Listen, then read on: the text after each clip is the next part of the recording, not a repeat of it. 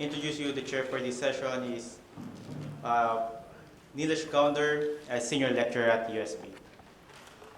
A round of applause, please.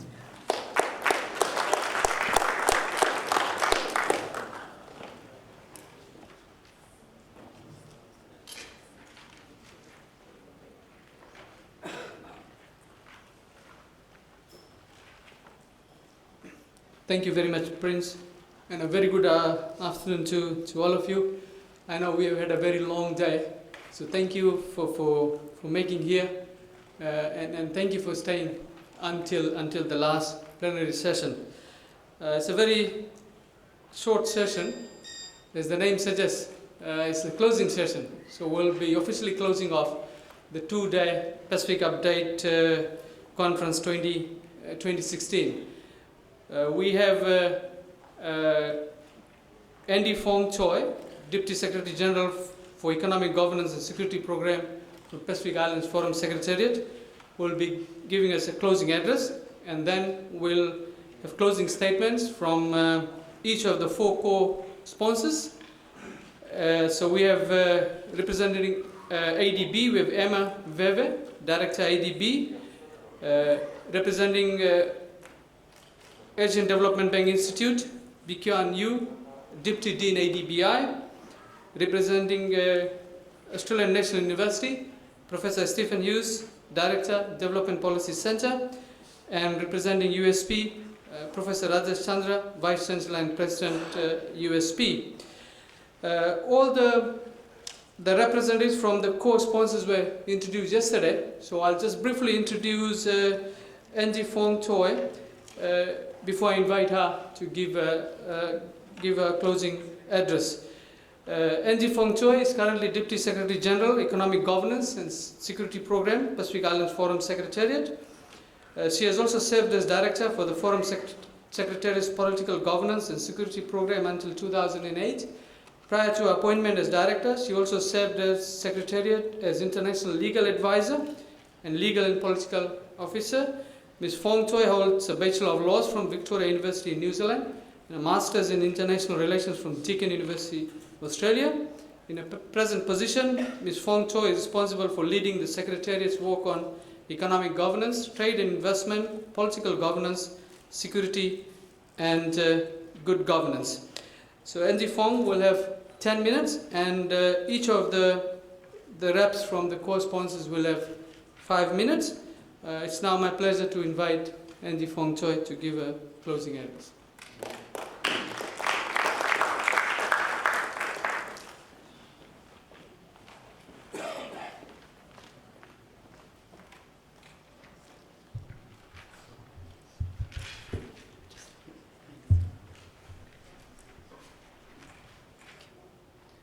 Thank you, Master of Ceremonies and distinguished guests. In making these closing remarks, I would firstly like to express, on behalf of the Secretary General of the Pacific Islands Forum Secretariat, Dame Meg Taylor, our sincere appreciation to the sponsors and organisers of this year's Pacific Update Conference. Dame Meg would very much have liked to have participated in this conference. However, she had also committed to representing the Pacific Islands Forum at the high-level political forum on sustainable development, which is currently taking place in the UN in New York. I understand that the range of speakers has been excellent, and there has been a real spirit of enthusiasm in the exchange of ideas about the development issues affecting our region. The conference theme, Inclusive Growth for Enhanced Resilience, is timely and relevant. Ensuring inclusive, sustainable growth to improve the economic and social resilience of our countries is one of the most critical development challenges for the Pacific region. And as attested by the discussions over the last 2 days, it is a challenge which covers many issues, from the needs of the most vulnerable members of our societies to accountability for the delivery of public goods and services to the empowerment of the next generation of leaders. We are all aware of the many vulnerabilities of our region, including the impacts of climate change, the frequency of natural disasters, and internal governance issues. It is a region which is also extremely vulnerable to the movements of the international economy, which can derail within a very short period of time economic progress made over many years. However, as has been discussed in the course of this conference, there are many opportunities for our region to enhance its resilience through inclusive growth, and we have heard of the many good practices and country experiences. These include, for instance, good practices on managing resource-rich economies, including the setting up of sovereign wealth funds to prudently manage petroleum revenues, as in the case of Timor-Leste. Good practices and experiences of state-owned enterprises reforms in the Republic of Marshall Islands, Kiribati and Tonga, as well as innovative methods of improving private sector development, especially in promoting small and medium enterprises in Fiji, Vanuatu, Solomon Islands, and the Republic of the Marshall Islands. As a representative of the Pacific Islands Forum Secretariat, it should not come as a surprise that our particular interest in this conference has been on the role of regionalism in enabling inclusive growth and resilience. Sustainable development and inclusive economic growth are identified as two of the 4 key objectives of the Framework for Pacific Regionalism, which was endorsed by Forum leaders in 2014 as the Forum's overarching commitment to and strategy for deeper regionalism. As is clear from the terms of the framework, regionalism is not an end in of itself. Rather, regional action provides a way of complementing our national efforts and overcoming common constraints to achieve our region's common goals. It has been heartening that the range of issues that feature as political priorities for Forum leaders, including fisheries, climate change, ICT and connectivity, private sector development, and regional trade, were the subject of your discussions over the last 2 days. In particular, building the resilience of local communities to climate change, accessing climate change finance, and building future climate leaders. And the vibrant presentations and discussions on fisheries, especially in relation to increasing the returns of fisheries, both for coastal and offshore fisheries. On regional trade, I understand there are a number of excellent presentations on regional trade agreements and what they entail for Pacific economies and people, and the rich discussions on labour mobility, remittances, and de-risking. Before I conclude, I would like to make a few comments about the importance of events such as the Specific Update Conference. Robust research and discussion are, in the Secretariat's view, vital for our collective efforts in shaping a more inclusive and resilient Pacific Islands region. It is particularly important that this research and these discussions take place in the Pacific, and that they are open to all people with an interest to participate in the public conversation about our region's future. Fora like this can stimulate new and dynamic ideas for public policy at both the national and regional levels. Encouraging greater public participation in regional public policy is a key feature for the Framework for Pacific Regionalism, which I mentioned earlier. The framework also emphasizes the importance of evidence-based policy, so there is increasing recognition at the regional political level of the experiences, resources, and insights that research institutes, policy think tanks, and civil society can bring to the regionalism agenda. In closing, I would like to thank the Asian Development Bank, the Asian Development Bank Institute, the Development Policy Centre of the Australian National University, and the University of the South Pacific for co-sponsoring and organising this year's Pacific Update Conference. I would also like to thank the academics, researchers, and policy practitioners who have contributed to the success of this conference through their research work, presentations, and participation in the discussions. Thank you also to the staff and the students of USP for your excellent work in supporting this conference, and may I specifically acknowledge the Vice-Chancellor. Everyone who has attended this conference has contributed to its success. I am confident that we will all maintain the momentum and energy generated by this conference in our various lines of work and study, and in our collective efforts to develop an inclusive and resilient Pacific. Thank you very much for your attention.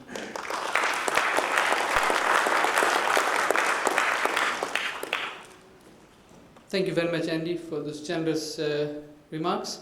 I'll now invite Emma Veve, Director, ATB.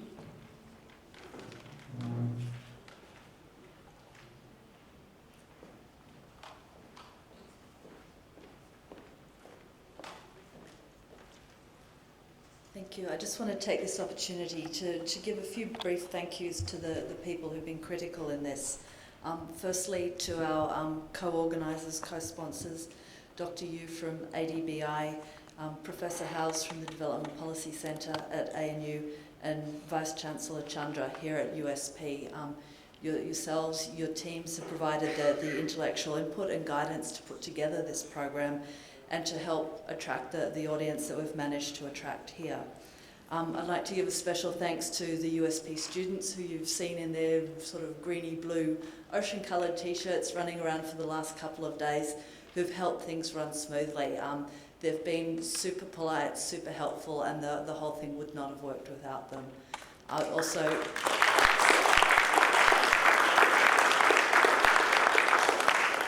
I'd also like to make a special thanks for my team from ADB and how they've leapt from photocopying and unpacking boxes and putting on name tags to giving presentations and organising side events, etc. So thank you, team. I think we'll celebrate when we get back home.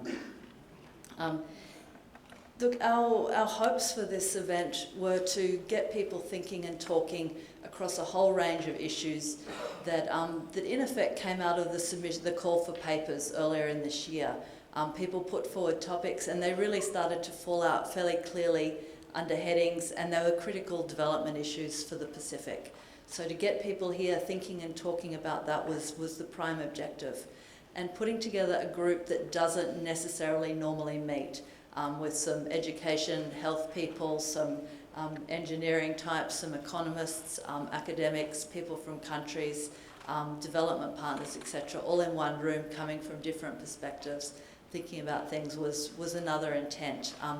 I personally have thought it was been great. It's run extremely smoothly. We learnt a lot from last year, which was the first time we've held this in Fiji. And I certainly look forward to next year, continuing discussion on what will, I'm sure, remain important issues for the Pacific. Perhaps we'll come back with some actions that have been taken in between to show progress. But I'd urge you to come back next year and bring a friend or two with you. I think we've got room to fit in more, and the more voices in this discussion and conversation, I think the more beneficial. So thank you.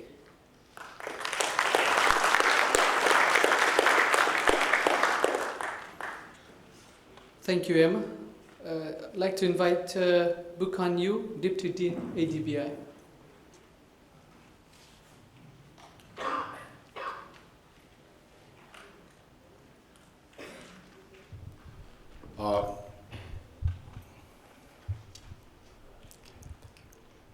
Good afternoon, everyone. ADBI is a sister organization of Asian Development Bank.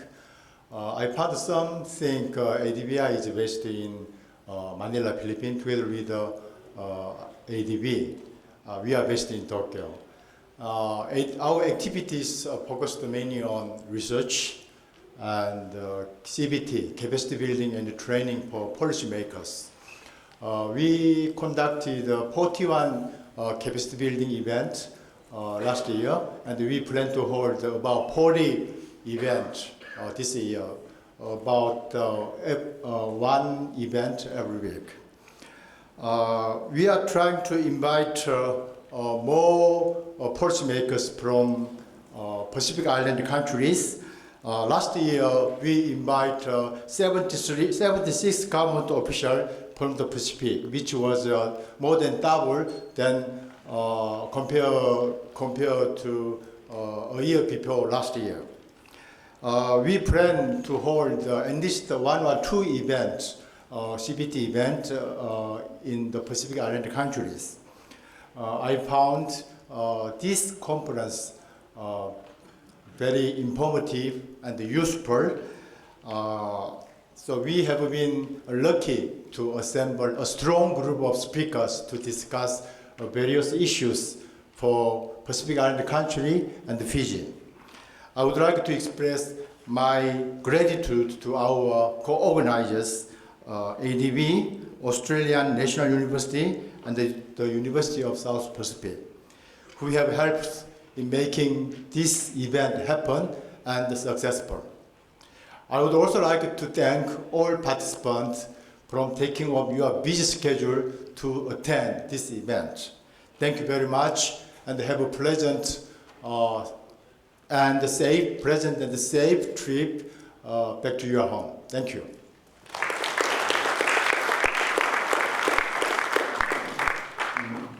Thank you, Deputy Dean. Professor Stephen House, ANU. Thanks, Nilesh, and good afternoon, everyone. I won't keep you long. You're all a long way away over there. As the others have already done, thank you to everyone for coming. Thanks to co-hosts and all the organisers. And on my side, I'd especially like to thank Matt Dornan, who put in a lot of work to get this conference off the ground, even though he forgot our banner. I thought it was a really good conference. There's been a great turnout, perhaps a few less now, but most of the sessions, I thought we had a really good turnout. It'd be interesting to see how many people were watching the webcast.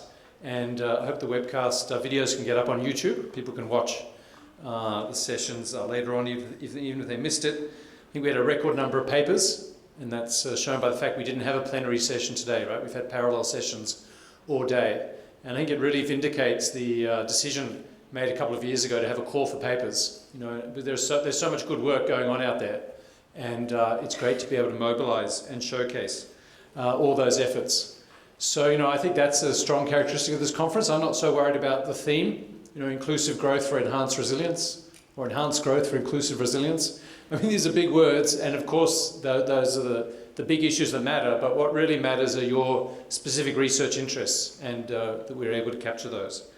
I thought it was very good. We had a delegation here from the University of Papua New Guinea, and I hope we'll have an even bigger team from UPNG here next year, because if you think about it, given the size of PNG, it's not really that PNG is dominating the research discussions. In fact, there should be more about this, the big country in our region. Of course, it was good to have so much on labour mobility, I thought, and I think that does indicate that it is an idea whose time has come, and I hope we see more of that. It was good to see so many of my former students from the Crawford School, and all that you're doing successfully now that you've graduated. Great to see so many people from so many different countries around the region and from beyond the region and from so many different backgrounds. Look forward to seeing you tonight and again next year. And I'll just conclude with a pitch.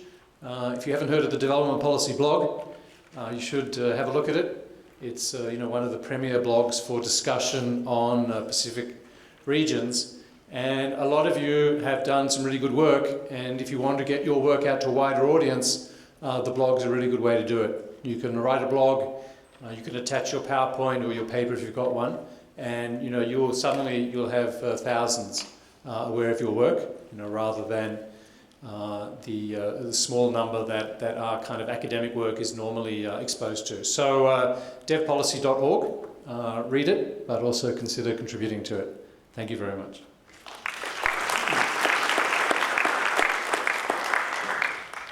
Thank you, Professor Stephen House. The best is always kept for the last. So we now have Vice Chancellor and President of USP, Professor Rajesh Chandra.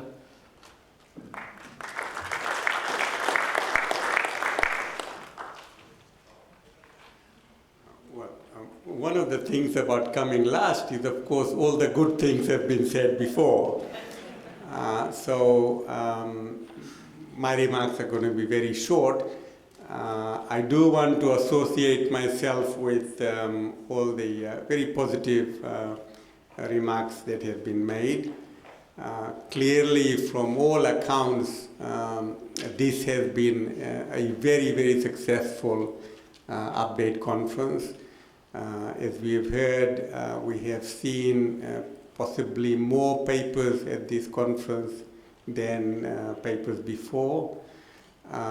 We certainly have seen a much wider scope of papers, and as the Deputy Secretary General of the Forum indicated, they do gel very well with what the Forum and what is regarded in the new framework, etc., as being important. So I think we are at a very happy stage. when the general feedback from the participants has been positive, that things have been smooth, and the discussions have been quite active discussions, networks have been created. From USP side, let me say that we have valued being part of the team with the ADB, ADBI, the ANU, and ourselves. We feel, as I said in one of my earlier remarks, this is very much about cooperating and networking and partnering. So I think this is an excellent example of what can be done. We have seen possibly a wider dissemination of the discussions, and the live streaming certainly is very important. I think the rapporteurs have been taking some notes so that we can build something more from the very valuable discussions in the papers. I'd like to record our appreciation to the team, the organizing group on our side, led by Dr. Nilesh Gounder and his team, and Prince from the ADB. So we appreciate them very much. Thank you very much for coming to this update conference. And like all of you, I look forward to the next one. If I have one observation that I would like for us to try and incorporate for next year, I think the value of this update will be greater if we have more participants from a wider range of Pacific Island countries. It was good that we have more this year than sometime previously. I certainly hope that UPNG delegation, as Stephen has said, will be bigger. But I also would be happier if we had more policymakers and more researchers from the other institutions in the Pacific and other countries. But I think this evening we can celebrate an outstanding update conference. Pinakapakalegu.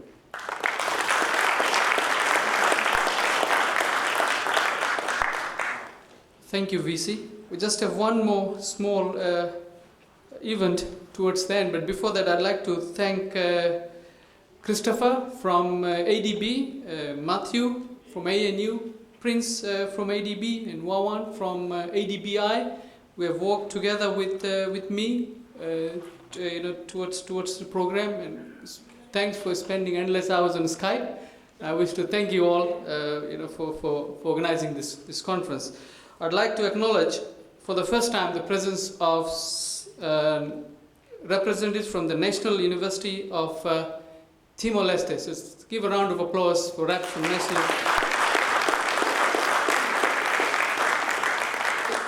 In particular, we have Fernando Baptista Anuno, the Dean of the School of Economics and Management, and he has requested if he would be given the privilege of presenting a gift to each of the four co-sponsors. So I'd like to invite Dean Fernando. Would you please make your way in front?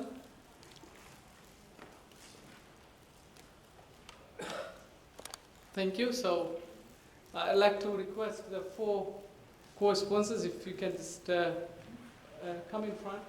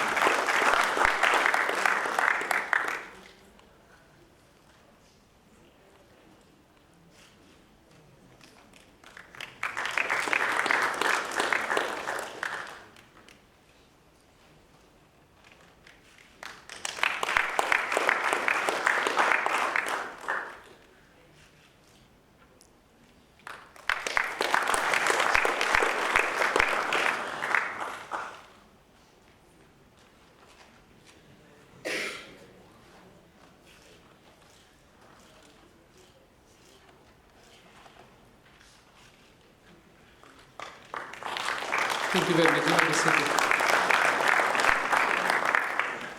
So finally, let's give all of us a round of applause for a successful conference. And we have a closing dinner. We'll be starting at around 5:45, just outside in the tent. So once again, thank you very much.